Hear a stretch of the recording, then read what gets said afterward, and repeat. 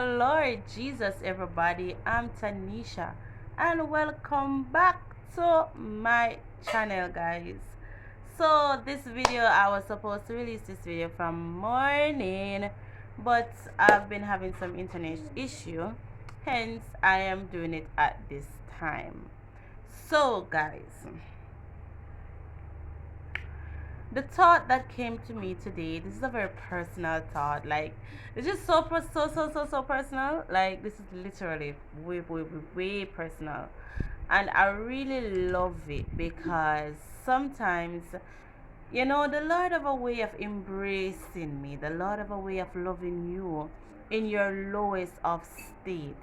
You know, like a good parent, sometimes, the child does well, you reward them, you praise them.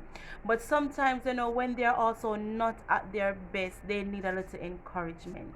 They need a little reminder that there's a set of expectation that you have for them. They need a little comfort even when they are not doing well. Not so encourage them to continue to do badly, but this encouragement will help them to recognize and to realize that, what, even though this is what's happening now, I am believing that you can achieve this. I am believing that you can become this, because what, you are my son, you are my daughter, and I created you. I know what is in you. In spite of the fruits that you are bearing now, I know what is inside of you, and I am believing in you to believe in me as the parent, and just work towards the image, the identity, the ordained plan and will for your life. I mean, this is God's love. This is God's unconditional love for mankind, for humanity, to love us in our lowest state, to still reach out to us, to still want to help us, to still want us to see good in ourselves when we can't even see it. And so this morning I was in the house and I was straightening up. And the thought that came to me, in fact, it was like a voice speaking to me. And I was like, what are you saying this morning, Holy Spirit? And I began to write down what the Holy Spirit was saying to me.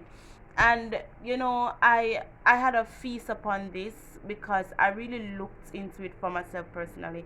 And then I slept for hours because I was just so revived by this. I was just so renewed. I felt repositioned. I felt so much worth in a season of my life where I thought, maybe I don't have what it takes anymore to continue. Well, not so dramatic or extra, because that's not a little bit extra, but yeah. Yeah. So guys, I'm coming to you from the book of Esther, right? I'm coming to you from the book of Esther. You see what happened there, guys?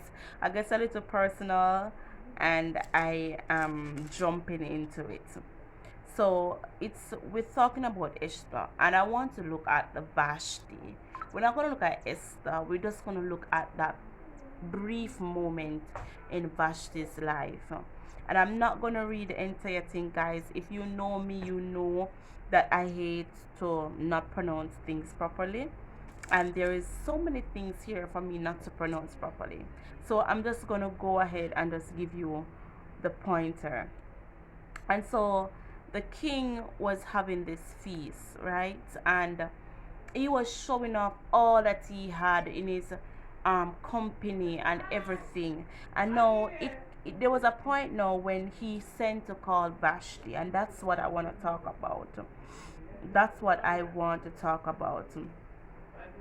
It says that the king commanded his chamberlains to bring Vashti the queen before the king with the crown royal, to show the people and the prince her beauty, for she was fair to look on. But the queen Vashti refused to come to the king's commandment by the chamberlains. Therefore was the king very wroth, and his anger burnt in him. And it says that on the next day, he required what should be done to the queen Vashti according to the law, because she had not performed the commandment of the king by the chamberlains. And one of the chamberlains answered and said, if it please the king. The chamberlain said what Vashti did wasn't just dishonoring you, the king, but as a woman, her position, how she behave, how she shows respect, how she serve you, is an example for the nation, for neighboring countries to see, to look upon. So she wasn't just a queen; she represent all women and what a woman should be, according to like serving your husband or just being there. So the chamberlain was says, for this deed the queen shall be for this deed the queen shall be abhorred unto all women, so that they shall despise their husband in their eyes, when it shall be reported that the king commanded Vashti the queen to be brought unto him, but she come not. Likewise shall the ladies of Persia and Media say in days unto all the king prince, which have heard of the deeds of the queen, thou shalt there arise too much contempt and wrath. If it please the king, let there go a royal commandment of him, and let it be written among the law of the Persians and the Medians, that it be not altered, that Vashti come no more before the king, and let the king give a royal estate unto another that is better than she. And the king agreed to this, that Vashti should be removed from her position. And that is exactly the thought that I was inspired this morning to write down.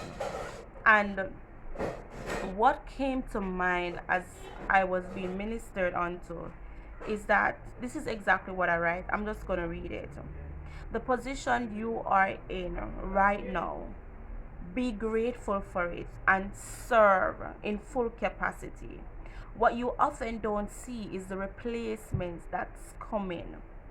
The replacement is not just coming to fill the space, but the replacement is coming to cultivate, to increase, to defy the others, to leave a great impact. And this is exactly what happened with Vashti. Her position wasn't just to be queen, but there was a level of authority and power that being queen has. And even so, us today in the positions that we will find ourselves in, it's not merely just to be king, it's not merely just to be head, it's not merely just to be boss, it's not merely just to be called a pastor, a preacher, evangelist, it's not merely just to be called a child of God, but it is to serve in such a way, it is to cultivate, it is to defy the odds, it is to leave a great impact. And Vashti, she never knew that a replacement would come. And you and I too, we get complacent. We get so comfortable believing that, I am the one that is called to this, and none can come to this. And this is not so. And so when we are in our positions that we are in life, whether we are a Christian or not, whatever position we are in, we must learn to serve in that position, to create in that position, to increase in that position, to leave an impact in that position. Because many positions we find ourselves in, we think that, what type of position is this? What can I do from here? What can I do really from this position? But it is for us to inquire of the Lord. It is for us to ask the Lord. It is for us to use the opportunity to seek out what we can actually do. Because Esther didn't go and just be queen. It wasn't just to satisfy the king, But when she went into that position, she could have saved the nation. And so don't don't give up on your position that you have today. Don't give up on the space that you are in today, but fight the good fight of faith. Glory be to God. Fight the good fight of faith. Vashti was removed from her position. Esther, in that same position, could save a nation. You don't know. I sometimes don't know where we stand and why we stand there. But the Lord can help us to become aware of the position that we have been placed in order for us to produce. We don't know that there's a plot to move us from our chance to innovate. Glory be to God. When we are in certain position, before we can recognize our worth, before we can recognize why we are placed in it, the enemy often plot to remove us because of the impact, because of the vision that can give birth as a means of us being in that position.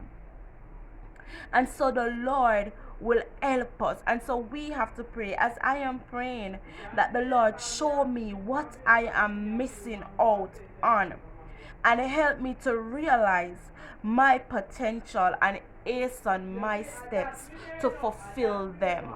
So this is a personal thought that I had today.